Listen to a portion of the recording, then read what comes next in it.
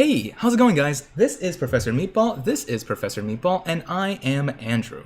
We are looking at another whiteboarding opportunity to explain how these conversions, especially these married conversions, is going to make the hedgies money and make you lose money even though you think you're helping out the cause by buying call options. In fact, this is going to be a comprehensive overview by user BROCCAAA, user Brokaw, and make sure you guys have already shown some love to the post by giving it an upvote right here and giving it a good, a solid comment as well, right? As well as giving this video some love by smashing that like button early, dropping a comment in this video, and telling us exactly what you've learned from it, because we are going to cover the naked shorting scam revealed, lending of market maker privileges, and the married put trade, and why inflicting max pain will bleed the hedgies dry. And, of course, we want to deliver the most important points up front. Josh, I'm going to cover your super in a second. Too long didn't read. Naked short selling privileges are being illegally lent to short hedge funds by market makers. The married put trade and even sneakier reverse conversion modification of the trade are described. These types of trade can explain a whole mess of stuff. And you guys want to watch to the end of this video to fully understand how short interest has been manipulated in official reporting numbers, how naked short selling has become so widespread, why borrow fees can still be so ridiculously low, how the vast majority of options, both puts and calls, might be due to naked short selling, how short sales are washed and are able to dump on the market even during SSR, and why such a large number of out-of-the-money calls have been recently seen, actually part of a naked short trick, not long whales or gamma ramps. Hey, if all of that did make sense to you, congratulations, and if that didn't make sense to you yet, you will. So one of the most important things is starting your financial journey with us, and as we go along, I'd appreciate if you ask any questions in the live chat or in the comments down below so we can answer them and help us learn together. So let's get going. I'm going to skip through a couple of the bits, but most importantly, as a reminder, we are not financial advisors. We are not giving you financial advice. Introduction, right? So I'm going to skip through and just make sure that we have the most important pieces so that we can eventually get to this whiteboard here. Why is the borrow rate so low when there are no shares available to borrow? Why is the reported short interest so low when all other evidence suggests that short interest is astronomical, right? What is going on here? So first thing, a little bit background about this paper that they are linking here. Failures delivers, FTDs, right? Phantom shares that circulate in the stock market as real shares, they need to be covered, or at the very least found a person to borrow from in a specific given amount of time. If they don't, then it's going to cost whoever is doing illegal activity like malicious short selling a ton of money. These phantom shares have flooded the GME market. In January, reported SI was 140%, meaning without any doubt massive shorting, naked shorting was happening in GME. Now that said, you could recursively short and not have to deal with naked shorting or counterfeit shorting, right? So I don't think, just to be able to temper expectations, that there is without any doubt naked shorting, and that is why, of course, the bad guys have not been prosecuted yet, because they seem to be able to wriggle through when we seem to have gotten them, and the most obviously illegal parts of this story. We have a letter from the SEC here based on their own research into naked shorting, right? We've covered that the SEC has known about naked shorting and how to not do it since 2013 because of a post that the SEC put on their own website about exactly what naked shorting is and how you shouldn't do it. Aww, thank you. Chicken wing. Okay, so how a hedge fund can fake short interest numbers and sell naked. Let's cover this first. One of the perks of being a market maker is that you don't have to play the normal rules of FTDs and selling short. In the process of making markets, which requires hedging positions, market makers theoretically may need to sell stock they temporarily do not have. This is the asynchronous nature of the market, right? They want to sell, but darn it, I don't want to buy. So I just want to sell and I don't have any shares. I'll just sell right now without even thinking about where this share is coming from until later. I will pass it on to future me. A future hedge fund is possibly even wealthier because of all the manipulation that we've done. All right. Although only market makers should have the ability to sell stock naked, it is possible to loan their privileges to other hedge funds to play short. So now we are starting to get into messy territory because market makers normally are supposed to make small, marginal, objectively neutral positions on small changes, right? Spread. However, as of right now, we see that the hedge funds can also give the power of the Thanos snap, the infinite short glitch, right? We have just all of these shorts coming out of the woodwork. Where are they coming from? Absolutely nowhere. This could be, and almost certainly is being done with GME shares to hide SI and avoid massive borrowing fees, right? And this here is a quick explanation of exactly how they can sell their ability to do so. This image is taken from the linked paper and gives an example of naked selling for overstock shares using a married put trade. Let's cover this real quick. The options market maker naked shorts, right, because they can, and shares of this to the SS. And then the short seller, the hedge fund that normally doesn't have this power, buys these shares from the market maker. So they basically took those naked shares and say, yum, yum, thanks so much. And then they bought shares that don't exist quite yet. And then the market maker sells, writes puts for $5 on N shares of this stock. And then the short seller buys puts for $5 on N shares of this stock. So how is this the same as transferring the powers of naked shorting to each other?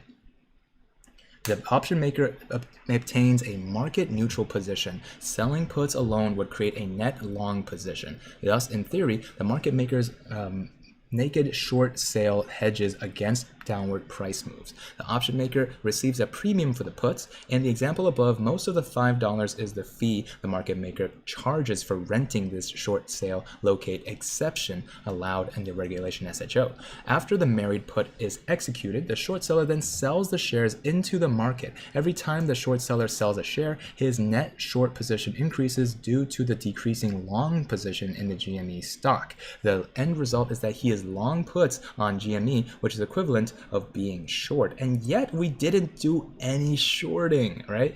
At the very least, the hedge fund didn't. They don't have the power to make it short. They just borrowed it from this options market maker here.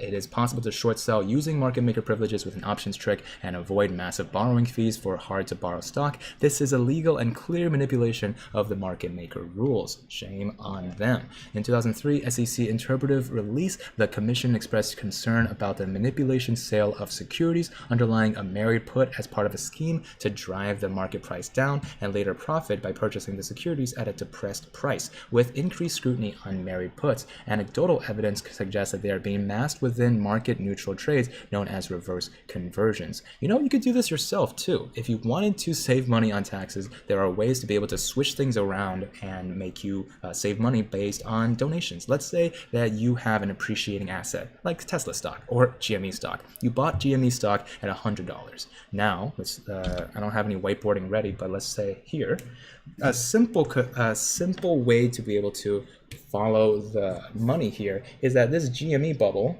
here is when GME was worth $40, let's say. And you want to be able to cash out now. You want to cash out because GME was worth $400 during the January gamma squeeze. So you want to be able to say, I want to sell my shares, but I would be making a $360 profit. And since I haven't waited a whole year yet, I would have to pay capital gains. That sucks. Well, another way to be able to figure out how to do this is to donate these shares at $400 and then take the money that you were going to donate to this company, to whatever donation place that you want, and then take $400 and buy more GME shares. So you donated these shares, you didn't sell them, so you didn't get any capital gains, and you get to write these off on your taxes. So these are tax benefits here. Boom. So you get to write off the $400 and then buy more GME shares. It's kind of like you didn't do anything at all, and you got to reap all the benefits of the tax benefits here, right? The $400 that you were going to spend for the donation anyway, you now get to buy more GME with it, and the GME that started to appreciate from $40 to $400, you got to actualize all of the benefits there without selling it. Pretty cool. In that sense, this is just another version of a trick that the hedge funds and the market makers can do together. Let's get back to it. This is also, and now we're going to have to put the whiteboard back up in a quick second, how to hide your illegal married puts, the reverse conversion. Here's another example of naked selling for overstock shares, now using reverse conversion trade. Let's see, the market maker now shorts N shares of this OSTK to the short seller, and then they buy N shares of OSTK from OMM, right? So this is just currently a short, naked short here, and then buying the share here, sells the puts for $5 on N shares of this share, buys the puts from the market maker, and then buys calls for less because they have the ability for arbitrage. They make money on this call, and then they sell a call for $1 here. Once more, the option market maker obtains a net market neutral position. Essentially, it's like they didn't do anything. However, owning calls is a long position, just like writing the puts, but the calls are deep out of the money and expire worthless if the stock price remains down as intended. The only difference here is the market maker earns slightly less for renting his short sale locate exception. 5 minus 1 equals 4.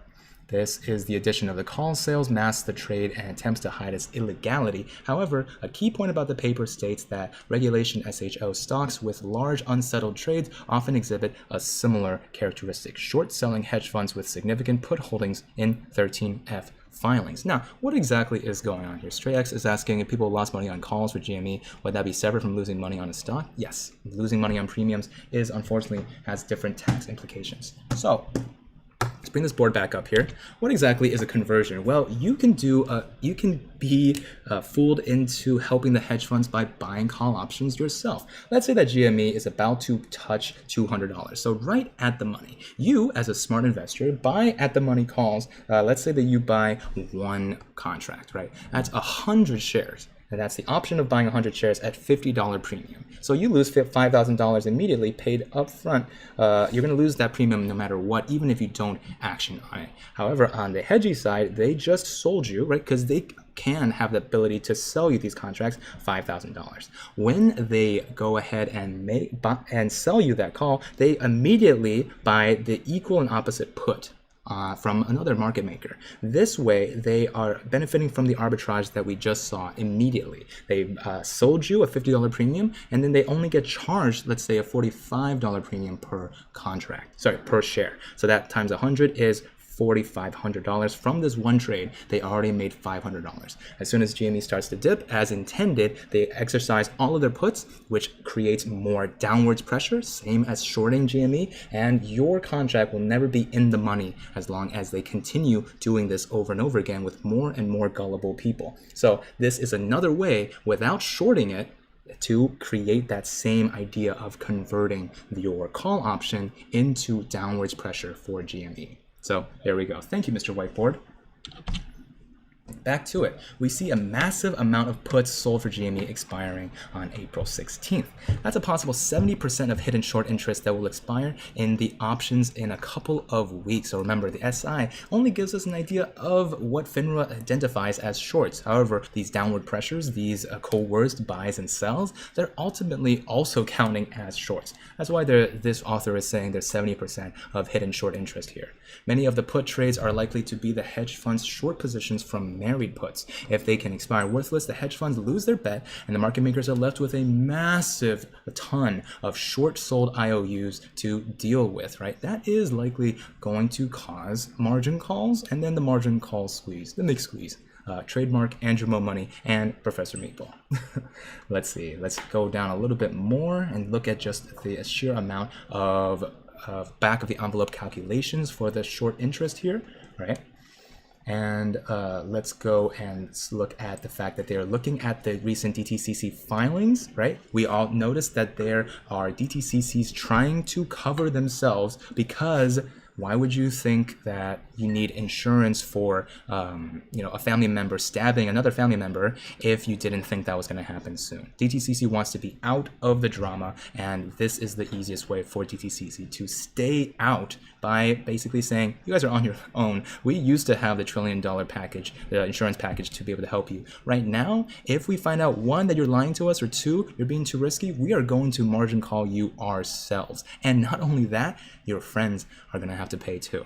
It incentivizes everyone to eat each other, and that is a beautiful thought to have. Conclusion. GME short interest is likely hidden in the options using manipulative trades that illegally allow hedge funds to borrow market maker privileges and avoid paying large borrow fees. Every week that we allow options contracts to finish out of the money, the illegal naked short trades become more unsustainable. DTCC filings shows that they are scrambling to avoid holding the bag, a larger hand, or whale flipper, to almost always set us down perfectly around the max pain each Friday to drain the shorts. A storm is brewing around GME, and this author is going to keep on holding and buying that dip. Once again, this is going to be in the description. I'm going to add it right now, and you guys are going to be able to click this video, this DD, and show this author some love.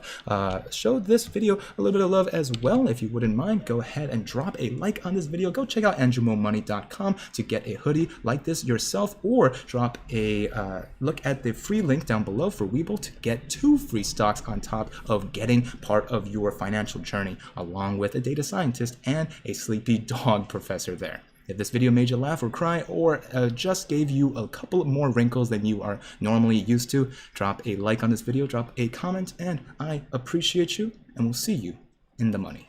Let me show you some of the people that have made this show possible first, and now we'll see you in the money.